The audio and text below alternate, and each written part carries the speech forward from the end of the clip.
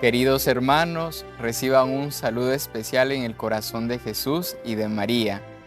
Bienvenidos a su programa. Hoy tenemos un invitado especial que nos va a venir a hablar acerca de un documento que nuestra Madre, la Iglesia, lo publicó hace pocos días de este mes y que tiene una repercusión grande en nuestra vida cristiana. Así que, hermano, te voy a invitar a que te presentes a aquellos que nos escuchen. Muchas gracias, Juan, por la bienvenida. Bueno, me presento, yo soy Kevin Buitrago, seminarista aquí en el Seminario San Pedro Apóstol de la Diócesis de San Bernardo. Tengo 26 años y estoy cursando el tercer año de Filosofía. Excelente, Kevin. Por tu acento, ¿de qué parte eres? Bueno, soy de Colombia, gracias a Dios, y también muy contento de estar en esta patria chilena que con mucho amor, con mucho cariño nos ha acogido desde hace más o menos 2 años y medio. Perfecto. Miren, como lo prometido es deuda, la semana pasada les habíamos dicho que íbamos a hablar acerca de este documento que se llama Dignitas Infinita, sobre la dignidad de la persona, lo cual hace parte fundamental de nuestra fe, tiene un significado especial porque nuestra dignidad de hijos de Dios supera cualquier otra dignidad de las cosas creadas. Entonces, Kevin, tú que has tenido la oportunidad de profundizar en este documento, ¿nos podrías hablar acerca de lo que se trata, en qué contexto se está escribiendo y cuál es la finalidad de este documento que el dicasterio nos está proponiendo a nosotros? Bueno, Juan, sí. Primero, a manera de introducción, comentarles que es un documento que sale el 8 de abril del año 2024 y que fue aprobado en una sesión interna del dicasterio con el Papa Francisco el pasado 25 de marzo. Pero ya con estos datos de publicación hay un tema muy interesante, y es que es un documento que se empezó a escribir hace 5 años. Es decir, tuvo un proceso largo de elaboración, de redacción, de maduración, de revisión. Entonces eso representa un trabajo grande que hay por parte del dicasterio detrás de este documento. Es presentado justamente pues por el cardenal que está al frente de este dicasterio, que es el cardenal Víctor Fernández, un cardenal argentino que es ahora el prefecto para el dicasterio de la doctrina de la fe. También decirles, así como a manera de introducción, que es un documento que se publica en el marco del aniversario número 75 de la Declaración Internacional de los Derechos Humanos, que viene a ser como una fuerza por parte de la Iglesia para promover y para clarificar también todo este tema tan sonado en estos tiempos, tan actual, de los derechos humanos. Perfecto, Kevin. Esto es muy importante de saber que nuestra madre, la Iglesia Católica, tiene esta tarea de custodiar, pero también de difundir aquella verdad propuesta por Jesucristo en el Evangelio. Y la dignidad humana es algo que Jesucristo nos vino a hablar. Él simplemente asume la naturaleza humana, pero también la eleva. Y ahí está la fuente de la dignidad. Entonces, Kevin, ¿qué más trae este documento? ¿Cuál sería el tema central? Muy bien, Juan. Entonces, ahora querría yo explicarles un poco la estructura del documento y dónde está el núcleo esencial del documento. Entonces, el documento consta de una introducción para empezar y luego 4 partes, 4 enunciados principales y por último una conclusión. Entonces, básicamente lo que se presenta en esos 3 primeros enunciados son principios fundamentales y supuestos de un orden más teórico para aclarar el tema de la dignidad humana. Es decir, con la luz que dan estos 3 primeros numerales, digámoslo así, o grandes títulos del texto, lo que se busca es evitar las frecuentes confusiones que surgen alrededor del término dignidad. Y en la última parte, como el cuarto subtítulo, digámoslo, ahí vienen entonces denunciadas, una lista de 13 abusos muy propios del mundo contemporáneo de la dignidad humana. Entonces esa es como la estructura general del texto. Ahora, podemos hablar de cuál es ese núcleo central del tema de la dignidad. Justamente establecer, y es la idea que más se repite en el texto, que la dignidad humana, es decir, la dignidad que le corresponde a cada ser humano, a cada hombre, a cada mujer, es una dignidad intrínseca, es una dignidad objetiva, es una dignidad trascendental. Es decir, ¿a qué nos referimos cuando hablamos que es una dignidad intrínseca, que le viene al hombre por el mero hecho de ser? Es una expresión que se repite constantemente en el texto.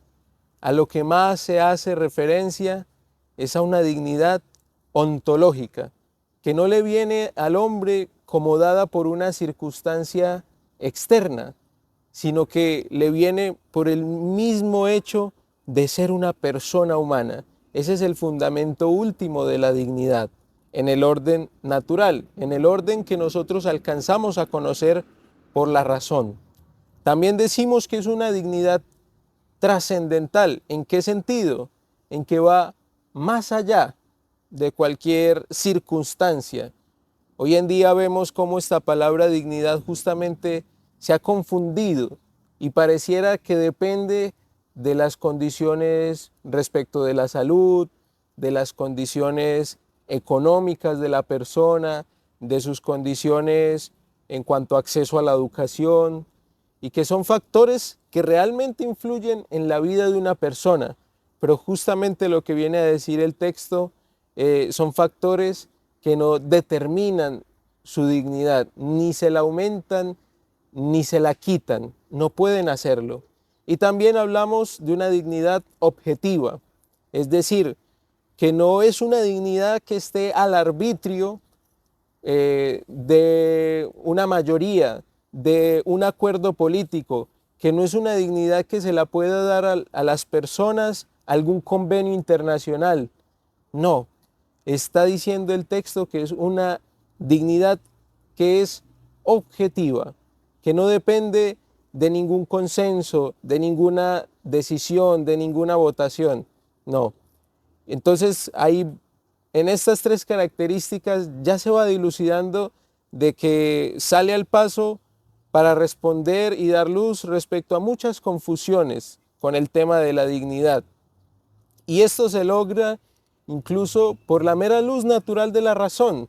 Podemos captar, como bien lo dice el texto por su nombre, que la dignidad de cada persona se puede entender de algún modo como infinita, o por ejemplo también utiliza otras expresiones, inconmensurable, inalienable, ¿cierto? Y además también hay que decirlo que el texto viene reforzado en este núcleo esencial por lo que aporta la revelación, que como también usted lo mencionaba, Juan, es una dignidad que viene elevada por el amor de Dios. Es decir, la dignidad, según la revelación, según nuestra fe nos lo dice, está en cada persona por el hecho de ser amado por Dios, por el hecho de ser creado a imagen y semejanza de Dios.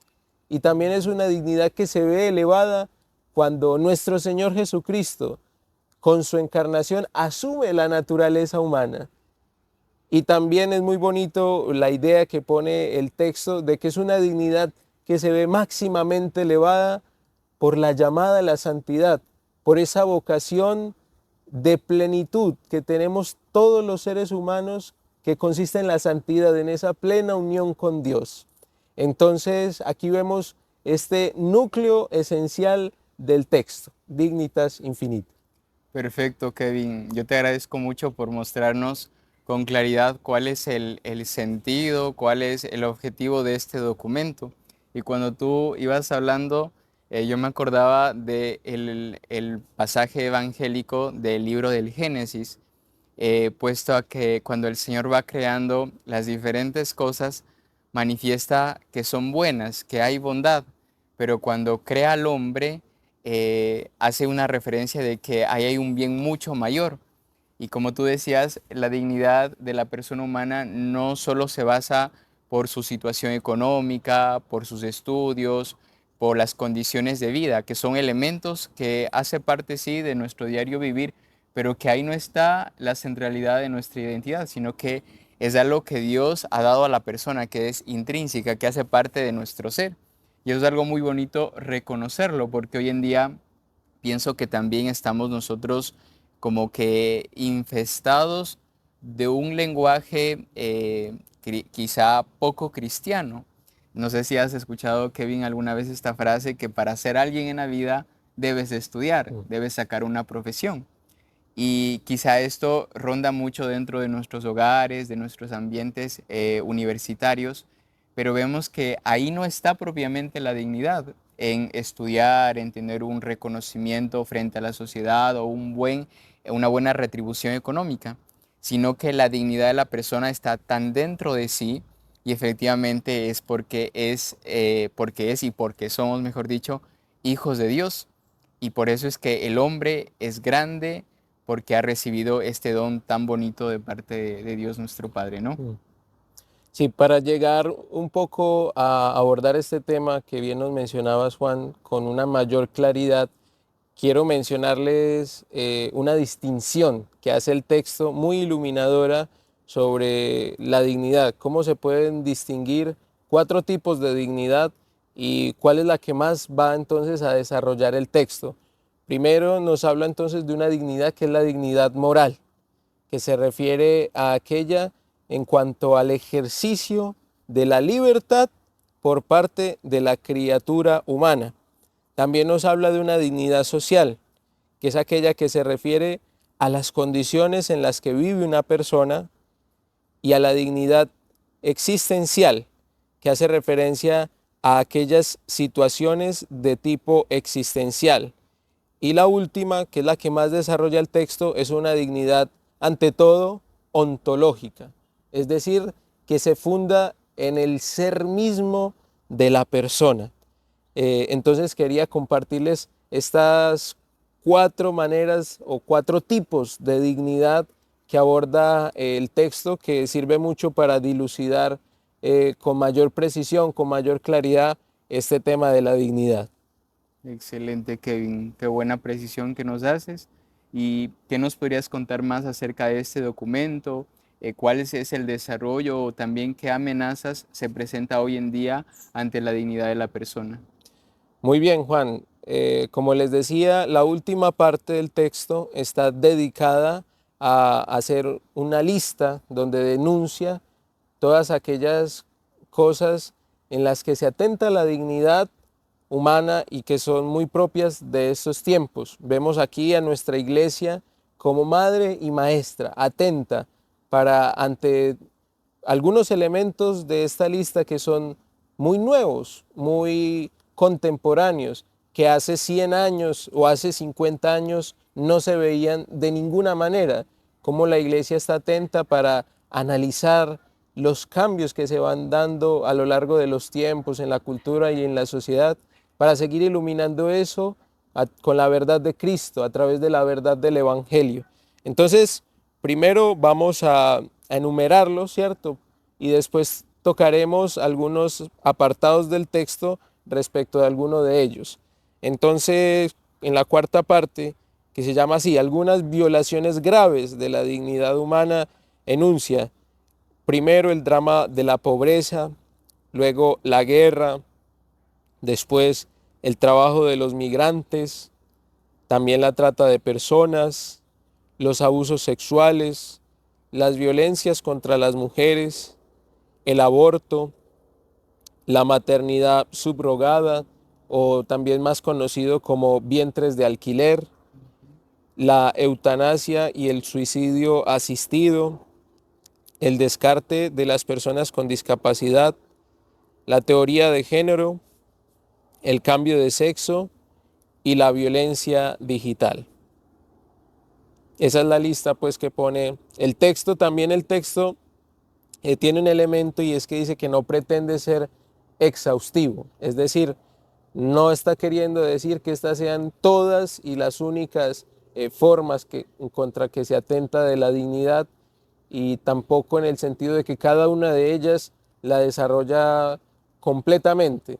No, no ese es el objetivo del texto, pero a pesar de eso, es una muy buena lista en cuanto que habla con un lenguaje muy asequible a todo el mundo, donde cualquier persona con un mínimo de nivel, digamos, intelectual o académico puede acceder a él y entenderlo perfectamente de qué se trata y cuál es el problema que está denunciando y haciendo ver por qué es grave, es delicado y atenta en contra de la dignidad. Perfecto. Kevin, ciertamente este elenco de las amenazas que afectan a la dignidad de la persona, como tú bien lo decías, son contemporáneas. Pues hoy en día vemos que hay una pobreza grande en todo el mundo, física, pero también espiritual. También hay una guerra que se está dando en este mismo momento, donde quizá mucha gente ha muerto, ha perdido a su familia. Vemos como el negocio del aborto ha matado a muchos niños en el vientre de sus madres. También la trata de personas, los emigrantes, la ideología de género que cada vez va confundiendo más a estas futuras generaciones, los vientres de alquiler. Y uno se da cuenta que son amenazas que ciertamente se presentan con gran fuerza, pues se han difundido en el lenguaje cotidiano, en las redes sociales, en los programas de televisión, como que eso vino a hacerse parte de la normalidad de la persona.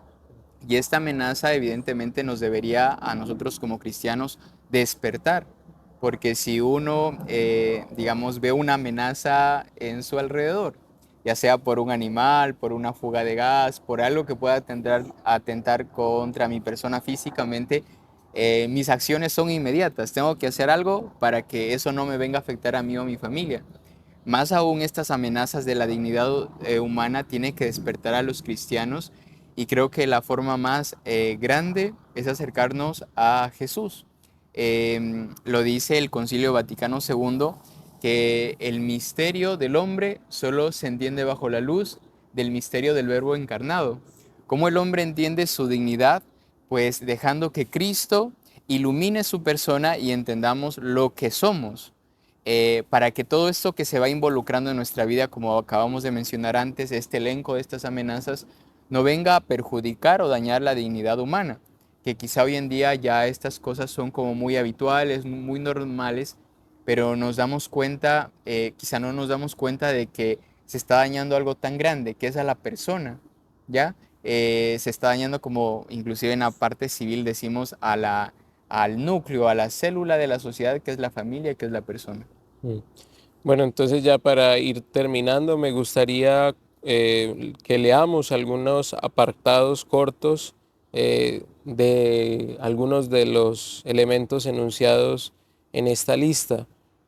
Por ejemplo, cuando habla del aborto, es muy bonito como empieza porque dice, la Iglesia no cesa de recordar que la dignidad de todo ser humano tiene un carácter intrínseco y vale desde el momento de su concepción hasta su muerte natural.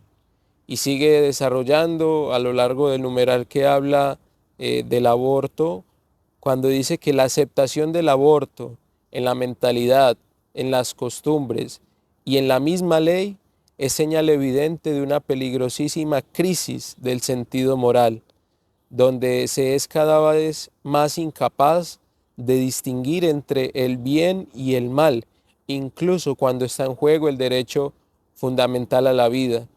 También tiene un elemento de mucho coraje cuando dice de que hay que atreverse a llamar las cosas por su nombre y mirar de frente a la verdad. Y así entonces define al aborto como la eliminación deliberada y directa, como quiera que se realice, de un ser humano en la fase inicial de su existencia, que va desde la concepción hasta el nacimiento. Y esto en contra de un lenguaje, digámoslo, ambiguo, donde se le llama al aborto como interrupción del embarazo. También el texto denuncia claramente la maternidad subrogada como algo que va en contra del derecho que el niño tiene en virtud de su dignidad inalienable de tener un origen plenamente humano y no inducido artificialmente a recibir el don de una vida que manifieste al mismo tiempo la dignidad de quien la da y de que la recibe. Nos habla de que el deseo legítimo de tener un hijo no puede convertirse en un derecho al hijo. Y también nos habla de que es un tema que atenta contra la dignidad de la propia mujer, que se desvincula del hijo que crece en ella y que se convierte ella en un mero medio al servicio del beneficio o del deseo arbitrario del otro. También cuando habla de la eutanasia, cuando nos dice que ese suicidio asistido no es compatible con el respeto a la dignidad, aunque en muchas partes donde se incluye esto dentro de la ley se hablan de leyes de muerte digna. No, y el texto dice que hay que reafirmar con fuerza que el sufrimiento no hace perder al enfermo esa dignidad que le es intrínseca y inalienablemente propia, sino que es una oportunidad para reforzar los lazos de pertenencia mutua y tomar mayor conciencia de lo preciosa que es cada persona. Cuando habla de la teoría de género, también nos lleva a ver cómo la vida humana es un don de Dios, con todos sus componentes físicos y espirituales, y que debe ser acogido con gratitud y puesta al servicio del bien, y que es un error pues gravísimo ese error de la ideología de género de querer disponer de sí mismo sin tener en cuenta esa verdad fundamental de la vida como un don, y que pretende también negar la mayor diferencia posible entre los seres vivos, la diferencia sexual, que es una diferencia constitutiva y no solo la mayor imaginable, sino también la más bella y la más poderosa.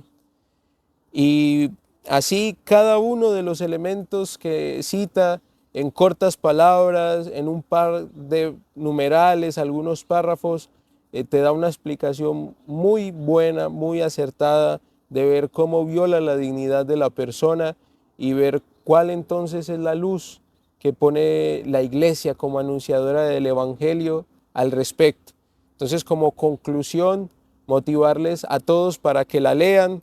Es un documento corto de 16 páginas y que en el fondo nos incumbe a todos.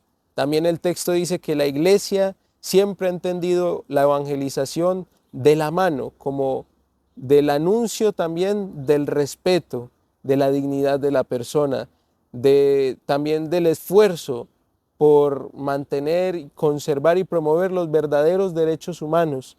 Siempre la Iglesia lo ha visto así. Entonces nosotros como cristianos, como católicos, como creyentes, ojalá que este tema no nos deje indiferente, siendo temas como tú lo has mencionado, Juan, muy actuales, muy en nuestro tiempo.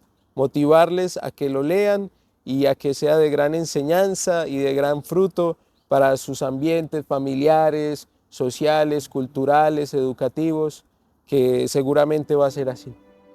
Kevin, bueno, se nos ha acabado el tiempo, ojalá tuviéramos un poco más de espacio para hablar acerca de este tema, pero queremos agradecerte por esta explicación sintética de lo que contiene este documento Dignitas Infinita, que como tú decías hará mucho bien y la motivación, la invitación es grande para todos nosotros, el que lo podamos leer, lo podamos profundizar, así que les agradecemos, que Jesús, María y San José les acompañen.